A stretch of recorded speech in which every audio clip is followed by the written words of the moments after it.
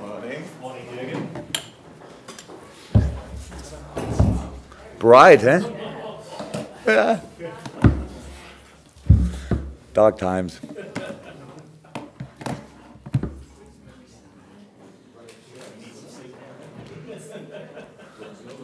You want it?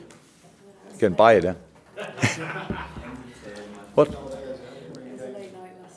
Oh. You celebrated with Manchester.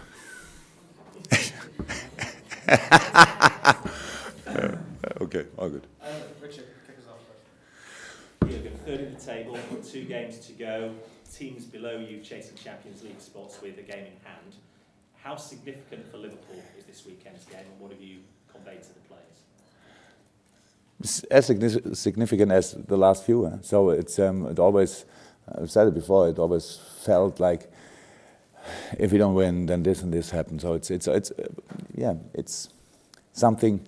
Really, you have to learn in life that the pressure is coming in the end of the season. That's how it is. If you have no pressure, you don't go for anything. That's a 100% truth. And so yes, of course, we have this kind of pressure. We know that's a problem in the top of the table. All the competitors are really strong. They all can win football games and all that stuff. So, but we are strong also, and we have a difficult game to play against West Ham. It's very important. How important? We will see, but is more than 100% possible? No. So, and we are focused already, and we will be focused on our job to do. Yeah, that's all I can say about it. So I'm in a positive mood actually, and that without drugs. Yeah? So it's only because I really like it, and. It should not be a surprise that I don't use things like this. And no, I'm really looking forward to it. And so that's the things you want to have in my job and situations like this. And so it's all good so far. Now let's train another 2 times, and let's fly to London. Go to London. I don't know. Yeah, that's it. Obviously, the immediate focus is on these 2 games. Longer-term focus will involve a transfer strategy for the summer. To what extent does Champions League qualification influence your transfer plans? Yeah, probably has influence. Yeah, that's how it is. The players we are talking to, that's how it is. So they have, because they are all good players, and probably I know they have offers from other clubs. So maybe they play Champions League or not or whatever. So it's important. How it is always important. It's important for the club. It's everybody knows it's a lot of money in Champions League. It's not only the sports challenge, if you want, but was really exciting. It's also the money you can earn, and as a football club, of course, we have to do this. To do this too, and that's the situation. But we cannot. Should I go to the players in the dressing room and say, boys, the better you play, the better the players are, which take your places next year? So that makes absolutely no sense. So we all know about the situation, and the players want to qualify, want to play this fantastic tournament as I want, and the transfers we have to do around this, all the talks we have. I said are very positive so far. But that doesn't mean that all will work out. That's how my life then is. We have to give everything, and then we have to see if we could convince the player or not, or if there's anybody else who is nicer or whatever. And so that's the situation, but it's not new. It's always like this, and so I'm not surprised about it. And you spoke about the players you already have there. Chelsea, of course, could win the title tonight. They're currently 14 points ahead of you in the table. Do you think, given the results you've had against Chelsea this season as well, that's a fair reflection of the gap between your squad of players and Chelsea? Squad of players? I think everybody knows about the quality of Chelsea, so that's an unbelievable strong side, good squad, fantastic players. Long part of the season, Fabregas didn't play as much as probably he and all the rest would have expected, but it worked really well. They always could make the changes with Pedro Villan. Yeah, even then in the defense, if sometimes a little bit happened, then I had a solution for it. So, but they could play probably if you probably had a look on it, they could play with 14, 15 players roundabout. Yeah, that was not our situation. Yeah. So, and that's a fact, and not to change. But they have quality, and they deserve their amount of points, and we deserve our amount of points. It's not important to say if is it really 14 points or not. It's not important. We have to do our job, they have to do their job. In the games against Chelsea, we saw, yes, we can cause them problems, but that's not obviously not the only decisive thing for a season. So there are a lot of more games to play, and in these games, obviously, they were better than we were, and that's something we have to work on, but not now. In the next season, it will be hard enough to have a similar record against the top teams and to get the results against the other teams too. It's again, a tough season is waiting for us, so it's nothing we have to think about now. But how you can imagine, with all the things we do around our games, we're planning a better season, of course. We don't want to plan a worse season, so yeah, we're on a good way, that's all. Jurgen, West Ham have had a difficult, maybe up and down season at home at their new stadium, but how much rewarding was that result against Tottenham ahead of this match this weekend?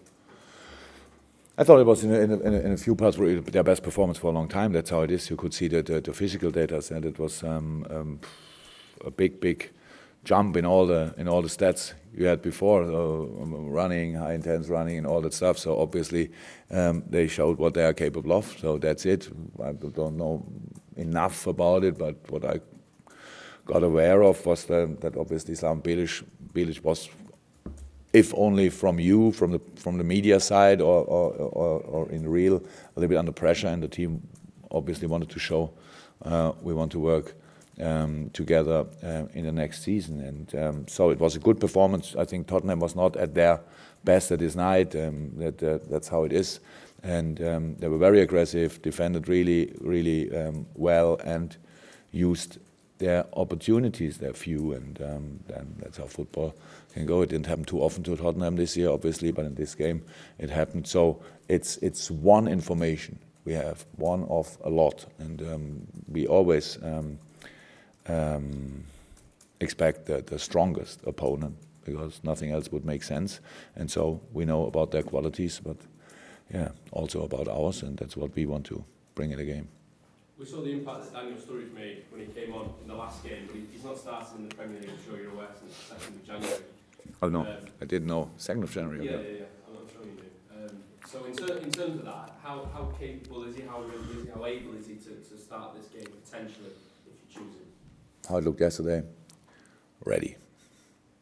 But that's good. It was so far difficult, of course, because we can you start a player and then if you have to think about 40 minutes, do you have to change whatever? So I was really happy about having the opportunity to bring on the pitch the starting lineup, did the job, worked well, and all that stuff, and then you can bring a fresh Daniel Sturridge. That makes sense, like it was in the last game with Adam Lallana. Yes, these are the two top players, so they have impact. So now the situation is different again. It's another week we had in training, and all I saw so far, it was good, and yeah, now we have hopefully a few options more, but we will see.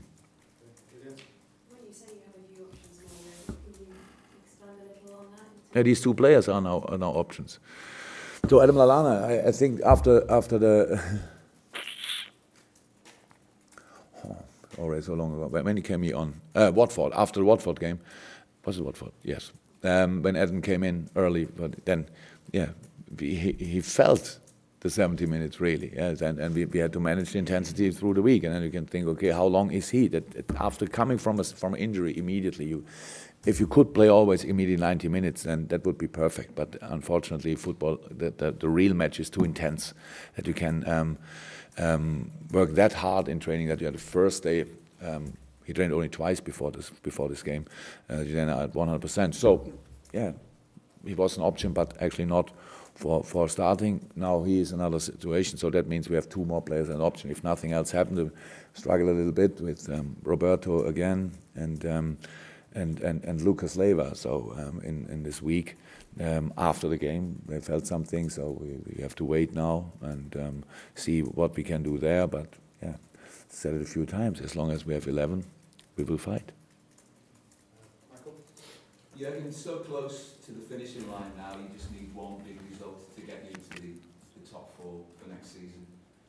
Can you sense, though, over the past sort of few weeks, that as positive as you are, that the players are perhaps a little bit inhibited? Inhibited?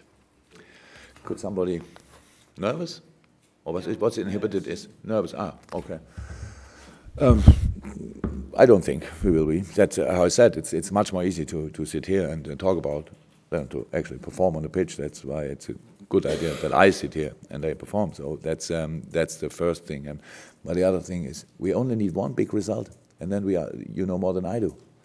3 points are enough for what? Well, it might sort of guarantee things, but you know, the way things are working out, it's still very much in your own hands, isn't it? Oh, yeah, okay, but not with one result, I think. We will see. Okay.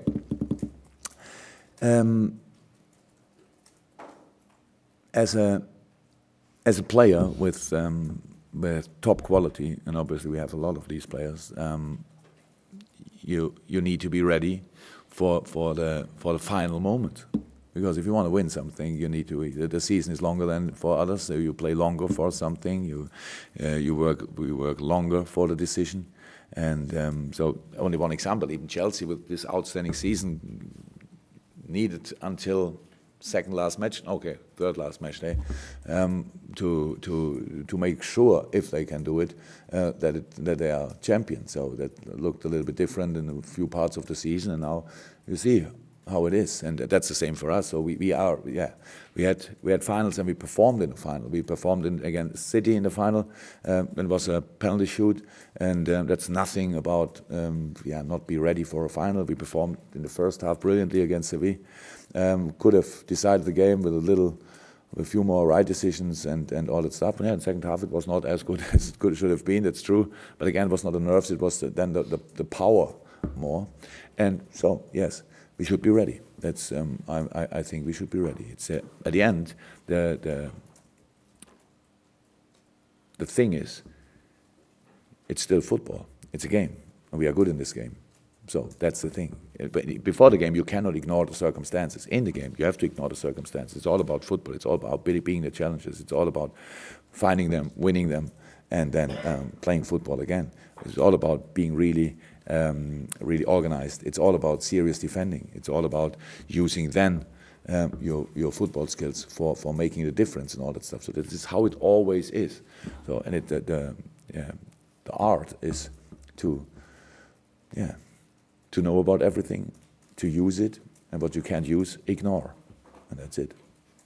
West Ham, you spoke before about how much they've improved recently, and maybe their season overall hasn't lived up to expectations, but the results have improved markedly since they've moved to three-man central defence. Yeah, obviously they've.